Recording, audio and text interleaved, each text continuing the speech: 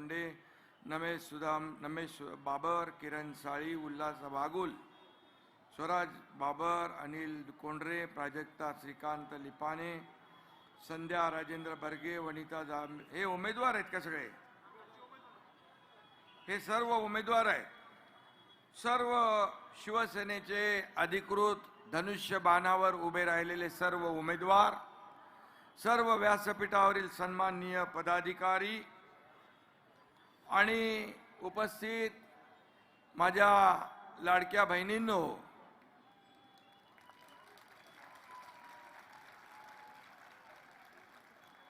आणि लाडक्या भावांनो,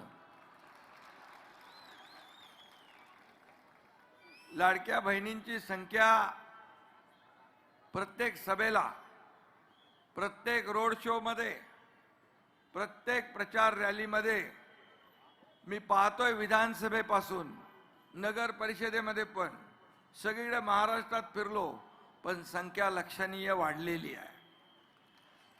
आणि लाडक्या भावांचंही तेवढंच योगदान आहे, कारण काही लाडके भाऊ इकडे येतात, लाडक्या बहिणींना आपले दाजी घरी तिकडे घर सांभाळतात आणि म्हणतात जा सभेला गेला तरी चालेल. पहिला स्वयंपाक करायचा, पाणी भरायचं, कुटुंबाचं काम करायचं, अशा सगळ्या अडचणी होत्या. पण आता लाडक्या बहिणी वेळात वेळ काढून येतात. तुमचं मनापासून मी स्वागत करतो, मनापासून मी धन्यवाद करतो. आणि मी नेहमी सांगतो, ज्या उमेदवारांच्या मागे महिला, त्यांचा मतपेटीत नंबर पहिला. 100% समीकरण जे आहे हे मी विधानसभेत पाहिलंय, नगर परिषद झाल्या राज्यभर त्याच्यातही पाहिलंय, आणि मला या महापालिकेत देखील हा चमत्कार लाडक्या बहिणींचा, लाडक्या भावांचा पाहायचा आहे. हा चमत्कार विधानसभेत आपण केला, नगर परिषदेमध्ये केला. खरं म्हणजे या ठिकाणी लोकसभा झाली, विधानसभा झाली, नगर परिषद झाली, हॅट्रिक झाली. आता महापालिकेत आपल्याला चौकार मारायचा आहे, चौकार. आणि म्हणून पुणे शहर हे महाराष्ट्राचं चैतन्य आहे, विद्येचं माहेरघर आहे. आपल्या महापालिकेने अमृत महोत्सवी वर्षात पदार्पण केलेला, आणि ही बाब आपल्या सगळ्यांसाठी अभिमानाची आहे. आणि म्हणून खऱ्या अर्थाने या अमृत वर्षात काय द्यायचं असेल तर विकासाचं अमृत आपल्याला पुण्याला द्यावं लागेल, विकासाचं. आणि म्हणून आपला शिवसेनेचा अजेंडा काय? सत्ता खुर्ची बिलकुल नाही. आपला अजेंडा विकास, आपला अजेंडा डेव्हलपमेंट, आपला अजेंडा सर्वसामान्याच्या आयुष्यामध्ये बदल घडवणं हा अजेंडा आहे.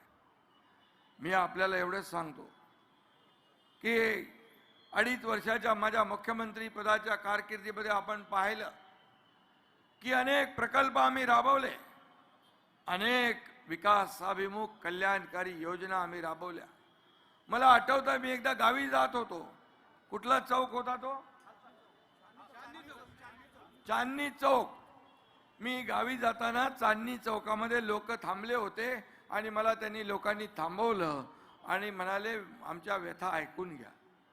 एवढी ट्रॅफिक व्हायची तिकडे. मी सांगितलं की आपण याच्यातून मार्ग काढू. मी जाताच सगळ्या अधिकाऱ्यांना फोन केले, सगळ्यांना सूचना दिल्या. गावावरून येताना पुन्हा तिकडे थांबलो आणि त्या चांदणी चौकातली ट्रॅफिक आता दूर झालेली आहे ना, दूर झाली. आता इथली कात्रजची करायची. कात्रजची ट्रॅफिक देखील दूर केल्याशिवाय आपण स्वस्थ बसणार नाही. आणि म्हणून या ठिकाणी आपण शिवसेना स्वबळावर आपण लढतोय. काही लोक म्हणतात एक नगरसेवक होता तर 120 कसे करणार. तर मी सांगतो, मी विधानसभेच्या पहिल्या भाषणात सांगितलं होतं की आम्ही या विधानसभेत 200 पार करून दाखवणार. तर 232 आणून दाखवले. तर इथं छोटी गोष्ट आहे. मी डॉक्टर नसलो तर ऑपरेशन करतो, कुणाला गोळी इंजेक्शन सर्जरी मला सगळं माहित आहे. आणि त्यामुळे काय करायचं हे शेवटी जनता ठरवत असते, जनता ठरवत असते. आणि काय म्हणाला कोण?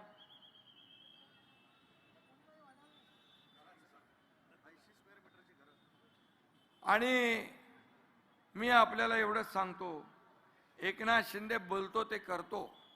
माझ्या लाडक्या बहिणी इथं साक्षीदार आहेत. मी मुख्यमंत्री असताना लाडकी बहीण योजना सुरू केली. मी गरिबी पाहिली आहे, मी शेतकऱ्याचा मुलगा आहे. आणि म्हणून मी ठरवलं, जेव्हा माझ्या हातात सत्ता येईल, माझ्या लाडक्या माता भगिनींसाठी, माझ्या भावांसाठी मला काही ना काही करायचं आहे. आणि त्यातूनच लाडक्या बहीण योजनेचा जन्म झाला.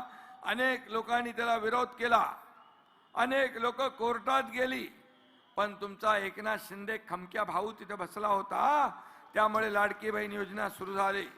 आणि मी सांगतो, कोणी माईकाला आला तरी लाडकी बहीण योजना कधीही बंद होणार नाही. हा शब्द आहे तुमच्या भावाचा. Commitment, commitment. एक बार जो मैंने कमिटमेंट कर दी तो फिर मैं खुद की भी नहीं सुनता.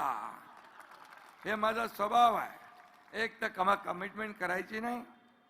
बाळासाहेब सांगायचे, आश्वासन देताना 10 नाही 100 वेळा विचार करा, पण दिल्यानंतर माघार नाही. आम्ही त्यांचा सैनिक आहे, त्यांचे विचार घेऊन पुढे चाललोय, याचा मला अभिमान आहे. आणि म्हणून शिवसेनेला एकटी लढते म्हणून कोणी हलक्यात घेऊ नका. शिवसेनेला हलक्यात घेऊ नका. शिवसेना ही बाळासाहेबांच्या विचारांची आहे, हिंदुत्वाच्या विचाराची आहे. एक महाराष्ट्र, एक शिवसेनेचा धनुष्यबाण हे महाराष्ट्राचा स्वाभिमान आहे. आणि म्हणून आमची आन बान शान, आमची निशाणी आहे धनुष्यबाण. आणि म्हणून शिवसेनेचा धनुष्यबाण या ठिकाणी जलवा दाखवणार, या ठिकाणी भगवा फडकवणार. इलाका किसका भी हो, धमाका हम ही करेंगे, आपल्याला मी सांगतो. आणि म्हणून कुणी कुणाला कमजोर समजू नये. शेवटी ही जनता जनार्दन सगळं सर्वस्व असते. काही लोक स्वतःला मालक समजतात, मतदारांना नोकर समजतात, पण तुम्ही मालक आहात, आम्ही तुमचे सेवक आहोत. तुम्ही जर ठरवलं तर कुणाला वरती उचलता, ठरवलं तर असा आपटता की परत उठत नाही. त्यामुळे या ठिकाणी माझ्या लाडक्या बहिणी भावांना मी पुन्हा एकदा मनापासून धन्यवाद देतो. आणि लोक म्हणतात पुन्हा तिथं काय ऊन, पण आता मी सांगतो, पुन्हा तिथं शिवसेना ऊन आता ती तुम्हाला ऊन भरून काढायचं आहे. तुम्हाला जी कमतरता आहे ती भरून काढायची आहे. आणि या कात्रजच्या रहिवाशांनी एकदा ठरवलं तर ठरवलं ते करतील. शिवसेना प्लस करून आपल्याला इथं बेरजेचं राजकारण करायचं आहे. काल नाना कुठं गेला, इकडं आहे प्रमोद नाना, भानगीवर दगडफेक झाली. आमच्या उमेदवार सारिकाताई पवार यांना पण दुखापत झाली का? असलं डरपोक राजकारण करू नका. असल्याने शिवसेनेचे वाघ घाबरणार नाहीत. हे बाळासाहेबांचे वाघ आहेत, शिवसेनेचे वाघ आहेत. आणि या डरपोक धमक्यांना घाबरणारे आमचे शिवसैनिक नाही. आणि या अशा शिवसैनिकांनी आम्ही छातीवर वार घेतलेले आहे, छातीचा कोट केलेला आहे. तुम लढो हम कपडा संभालते वाले शिवसेना आमची नाही. कार्यकर्त्याच्या पुढे जाऊन छातीचा कोट करून पुढे जाणारे नेते आणि पदाधिकारी आणि कार्यकर्ते आमचे आहेत. कार्यकर्त्यांना वाऱ्यावर सोडणारी ही शिवसेना नाही. नगर परिषदेच्या निवडणुकीमध्ये बघितलं, महाविकास आघाडी कुठंच दिसत नव्हती. कार्यकर्त्यांना राम भरोसे सोडून दिलं होतं, त्यांनी पराभव स्वीकारला होता. पण कार्यकर्त्यांच्या मागे उभं राहण्याचं काम हा एकनाथ शिंदे केल्याशिवाय राहणार नाही. हा शब्द मी आपल्याला देतो. शिवसेना हा कार्यकर्त्यांचा पक्ष आहे. इथं कोणी मालक नाही, नोकर नाही, आपण सर्व सहकारी आहोत. मी मुख्यमंत्री होतो तेव्हाही मी कार्यकर्ता म्हणून काम केलं. मी स्वतःला कॉमन मॅन समजायचो. मी आजही कार्यकर्ता म्हणून काम करतो, उद्याही कार्यकर्ता म्हणूनच काम करणार.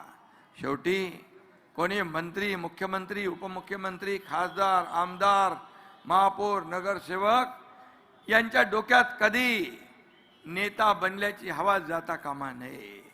त्यांनी कार्यकर्ता म्हणूनच राहिलं पाहिजे. त्याचे पाय जमिनीवरच असले पाहिजे, तरच कार्यकर्त्याची नाळ अधिक मजबूत होते, नाहीतर कार्यकर्त्याची नाळ तुटत जाते. सर्वसामान्य माणसाची नाळ तुटत जाते.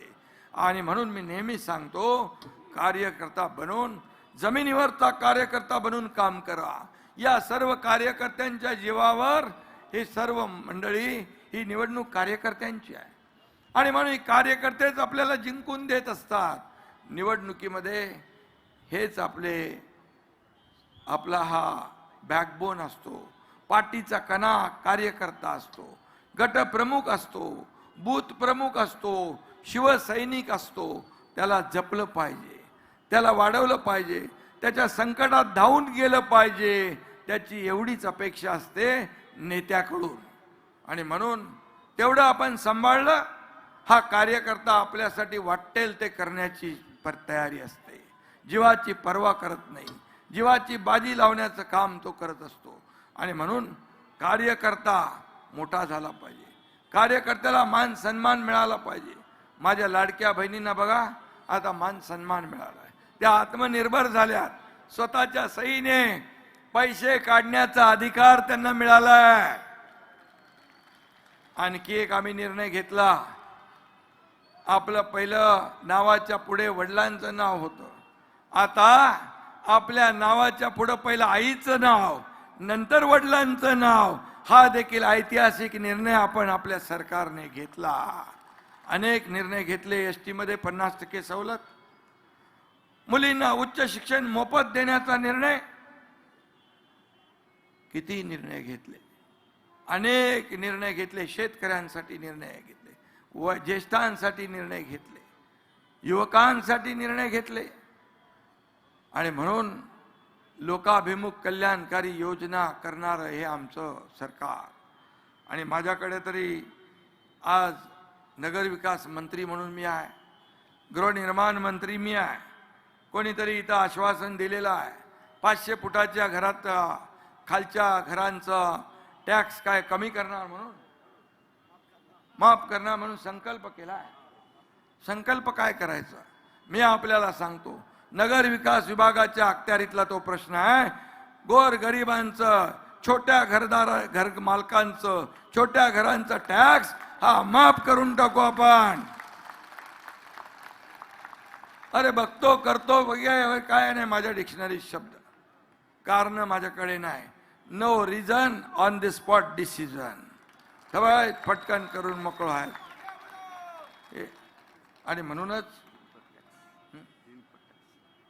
आणि म्हणून मी आपल्याला सांगतो, म्हणून तर महायुती 232 जागा निवडून 232 जागा निवडून आल्या. महाराष्ट्राच्या इतिहासामध्ये कधीच एवढ्या जागा कोणाच्या आल्या नव्हत्या. या माझ्या लाडक्या बहिणी भावांनी सगळ्यांनी मदत केली म्हणून चमत्कार झाला. या ठिकाणी कात्रजचा एकात्मिक विकास आराखडा आहे, तो सर्वांगीण आणि नियोजित विकास करणे, वाहतूक, पाणी, वीज, रस्ते, चौक, पर्यटन यांचा समन्वय पुढील 50 वर्षाचा विचार करून विकास आराखडा या ठिकाणी केला जाईल. हेही नगर विकास विभागाच्या माध्यमातलं काम आहे. शिवसृष्टी ते खडी मशीन चौक परिसराचा देखील त्याच्यामध्ये समावेश असावा अशी मागणी आलेली आहे. आणि कात्रज चौक विकास कामं, उड्डाणपुलाच्या कामामुळे चौकातील वाहतूक विस्कळीत झालेली आहे. रस्त्याची अपूर्ण व चुकीची नियोजन प्रक्रिया, प्रशासनाच्या या ठिकाणी ज्या ज्या काही त्रुटी आहे त्या दूर करण्याचं काम आपण करू. आणि वाहतूक ट्रॅफिक मुक्त पुणे आपल्याला करावं लागेल, ट्रॅफिक मुक्त कात्रज आपल्याला करावं लागेल. आणि त्यासाठी जे जे काय करायचं ते आपण करू. पाण्याची समस्या आहे, विद्युतची समस्या आहे. गेल्या अनेक वर्ष जे लोक सत्तेत होते त्यांना विचारलं पाहिजे, बाबा काय या समस्या राहिल्यात, कशासाठी या समस्या राहिल्यात, आणि म्हणून त्या सोडवण्याचं काम आपण करू. कात्रज चौक ते गुजरवाडी फाटा रस्ता रुंदीकरण करण्याची आवश्यकता आहे. त्याला देखील जे काही निधी लागेल तो निधी देखील दिला जाईल. आणि म्हणून 3 पट टॅक्स गुंठेवारी कायदा कात्रज भागातील ग्रामपंचायत गावांवर 3 पट टॅक्स लावायला लागतो. 3 पट 3 पट कशासाठी? शास्तीकर. मी आपल्याला सांगतो, मूलभूत सोयी सुविधा नसताना जादा कर आकारणी होते. हा अन्याय आहे, तो दूर करा अशी मागणी आहे. मी आपल्याला सांगतो, ही शास्ती इतर शहरांमध्ये आपण जशी रद्द केली तशी या शहरात देखील शास्ती रद्द केली जाईल. नगर विकास विभागाच्या माध्यमातून जे जे काय आपल्याला करता येईल ते आपण करू. या ठिकाणी काय शिवकालीन निसर्गरम्य पर्यटन स्थळाची आवश्यकता आहे. क्रीडांगण, ई लर्निंग स्कूल, शासकीय रुग्णालयासाठी निधी, या ठिकाणी जांभूळवाडी तलाव सुशोभीकरण, जॉगिंग ट्रॅक, या ठिकाणी क्लस्टर योजना, हे सारे योजना पुण्यामध्ये मोठ्या प्रमाणावर झोपडपट्ट्या आहेत. आणि एसआरए आणि म्हाडा हे गृहनिर्माण विभागाकडे आहे. मी रमेश आपल्याला सांगतो, त्याचा मंत्री मीच आहे. त्यामुळे हे सगळे प्रश्न सुटले जातील, सोडवले जातील हा शब्द मी आपल्याला देतो. आणि म्हणून या ठिकाणी कुठल्याही परिस्थितीमध्ये आपल्याला जे जे करायचं ते आपण करू. मी आता ज्या दिवशी तुम्ही मला सांगितलं या ठिकाणी विकास कामांसाठी पैसे पाहिजे, मी तात्काळ उदय सामंतजींना सांगितलं आणि माझ्या नगर विकास विभागातून 10 कोटी रुपये प्रभाग 38 मध्ये पाणी पुरवठा योजनेसाठी तात्काळ मंजूर केले. 25 कोटी रुपये रस्त्यांसाठी मंजूर केले आचारसंहिता लागायच्या आधी. त्याचबरोबर 58 कोटी रुपये जांभूळवाडी तलाव सुशोभीकरण आणि जॉगिंग ट्रॅकसाठी मंजूर आपण केले. आणि म्हणून 159 कोटी नरेगाव, जांभूळवाडी, कोळेवाडी, भिलारेवाडी, मांगडेवाडी, गुजर, निंबाळकरवाडी या गावाच्या ड्रेनेज लाईनसाठी देखील 159 कोटी आपण मंजूर केले. असे 252 कोटी मंजूर झाले. मला सांगा, तुम्ही सत्ता आणली तर किती पैसे भेटतील सांगा?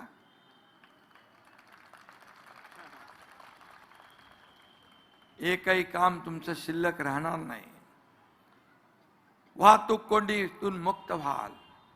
या ठिकाणी नवले पुलाचा प्रश्न जो आहे तो देखील या ठिकाणी सोडवला जाईल. हा देखील मी एक शब्द आपल्याला देतो.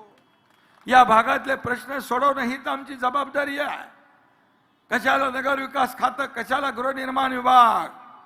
हे लोकांना न्याय देण्यासाठी एसआरए आणि म्हाडाच्या माध्यमातून, क्लस्टरच्या माध्यमातून घरांचं स्वप्न पूर्ण करण्याचं काम एकनाथ शिंदे केल्याशिवाय राहणार नाही. हा देखील शब्द मी आपल्याला देतो. या ठिकाणी मला वाटतं लोक, जगभरातले लोक पुण्यात येतात. पुण्याचं इंटरनॅशनल लेवलला ब्रँडिंग व्हायचं आहे आणि त्यासाठी पुण्यातील युवकांना देखील मोठ्या प्रमाणात रोजगार मिळाला पाहिजे, त्यांच्या हाताला काम मिळालं पाहिजे.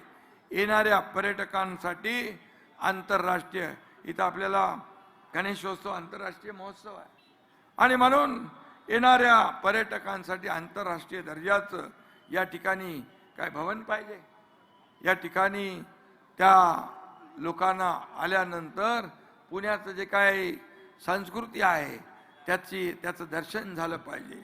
यासाठी जय गणेश भवन देखील उभारण्यात येईल, त्याला देखील निधी दिला जाईल. आपल्याला हे मी सांगतो.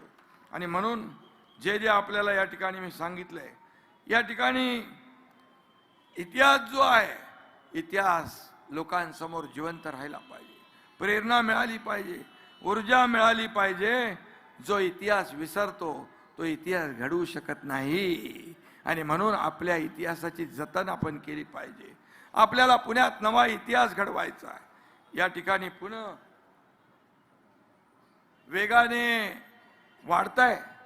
वेगाने वाढतंय आणि त्यासाठी सोयी सुविधा देण्याचं काम आपल्याला करावंच लागेल.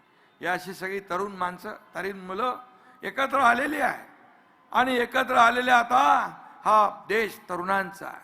ज्येष्ठांचं मार्गदर्शन त्यांना मिळतच आहे आणि म्हणून अशा लोकांच्या पाठीशी उभं राहण्याचं काम हा एकनाथ शिंदे केल्याशिवाय राहणार नाही. हा शब्द मी या ठिकाणी देतो. कारण थोरा मोठ्यांच्या ज्येष्ठांच्या आशीर्वादाने काम करण्याचं बळ आम्हाला मिळतं. मला लोक विचारतात तुम्ही झोपता कधी, तुम्ही उठता कधी. मी म्हणालो मी झोपायला नाही, झोपा काढायला नाही आलोय, लोकांच्या झोपा उडवायला आलोय. आणि म्हणून मी सकाळी 6 वाजता 6:30ला झोपलोय आणि आता उठून इकडे आलोय. दर दिवस हाच सगळा कार्यक्रम सुरू आहे. आणि म्हणून मी आपल्याला सांगतो, एक सर्वसामान्य कुटुंबातला शेतकऱ्याचा मुलगा मुख्यमंत्री होतो हे काही लोकांना अजून पचनीच पडत नाही.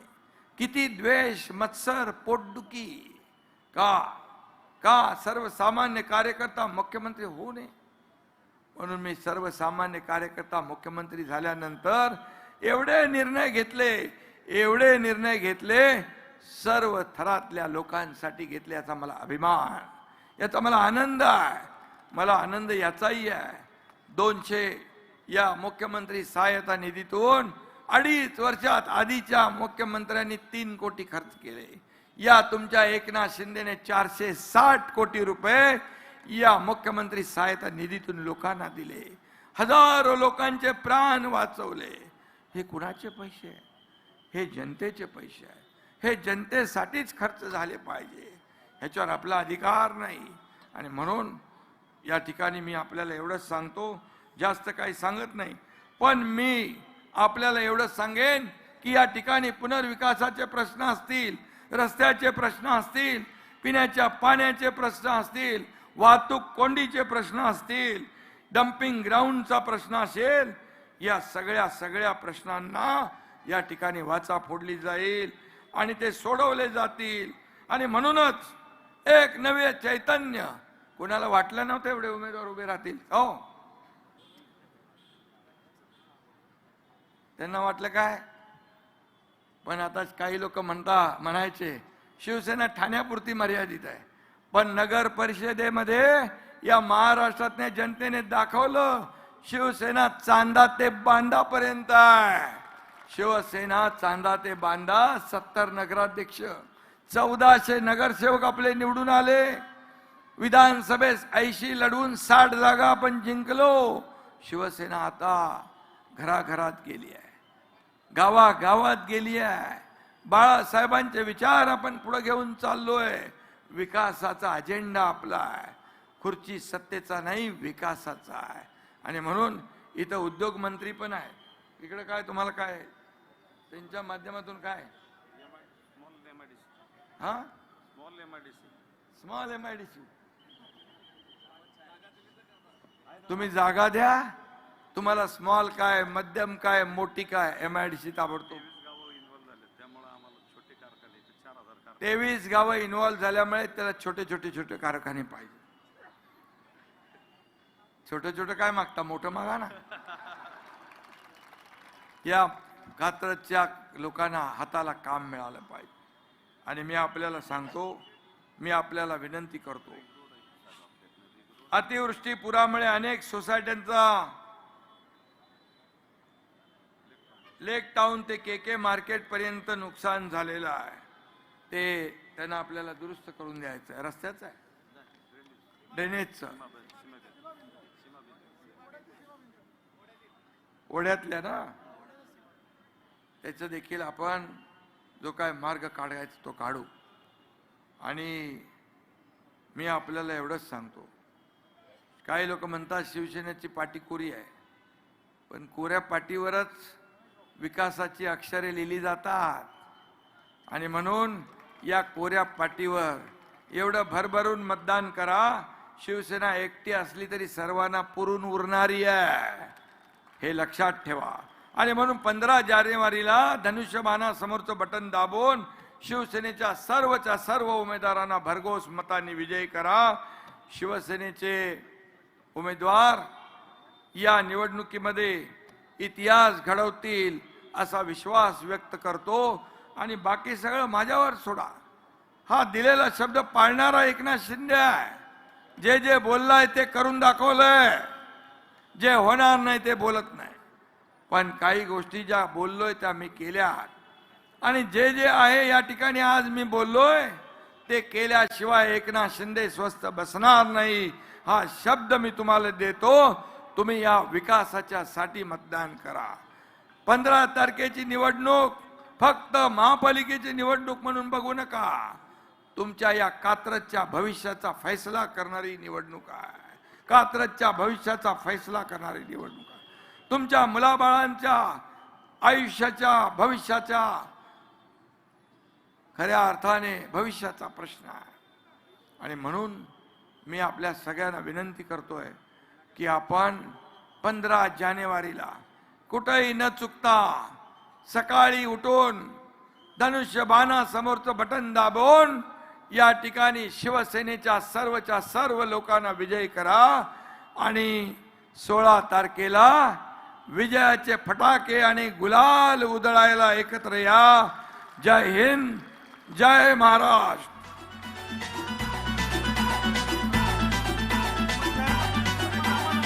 उबाठाच्या उपशहर प्रमुखांचा प्रवेश होतोय. प्रवीण हेलगे युवा सेनेच्या सन्माननीय साहेबांच्या हस्ते उबाठाचे उपशहर प्रमुख प्रवीण हेलगे युवा सेनेचे